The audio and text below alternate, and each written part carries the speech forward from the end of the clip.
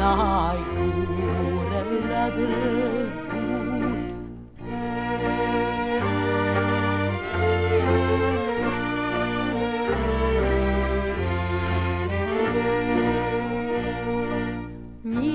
Miresucă mândră ești, n-ai oglindă să te ved, să te vezi cum ești gătată, și-o hană n-ai si supărată.